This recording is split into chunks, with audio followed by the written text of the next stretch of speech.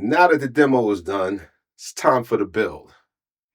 But in this particular situation, it's not as straightforward as I like. We had to establish some walls so we could get our measurements. I'm going to try to explain it to you, be a little more thorough. But as ladies say when you ask them about their relationship, it's complicated. But I'm going to give it a shot. I'm the baddest man alive. Count a hater, believe, but please believe it makes no difference to me. 'Cause I'm the baddest man alive. Oh man, taking the game.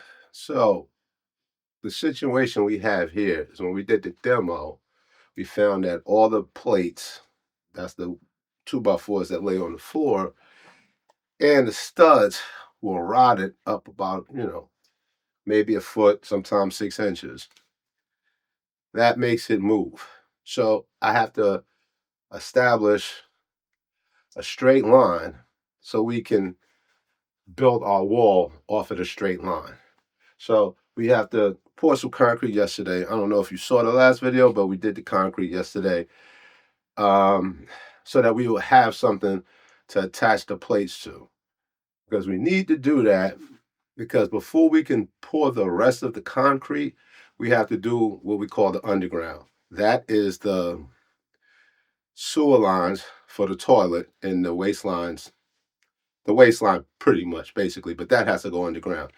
But in order to put that in an appropriate place, we have to have our dimensions and know exactly where our walls are because toilets have to go a certain distance from the wall. Most people don't think so. They think you just make a hole and put a toilet anywhere you want, but that's not the case. So I'm going to establish a line. We're going to build this wall and a wall over there today. And after that, the plumber could come in and do the underground. Then we can pour the rest of the concrete floor. Then we can finish the walls. Then comes the sexy part. But nobody talks about this part. I actually love this part. And this is the part when I tell the kids, if you don't want to go to school, this is what you got.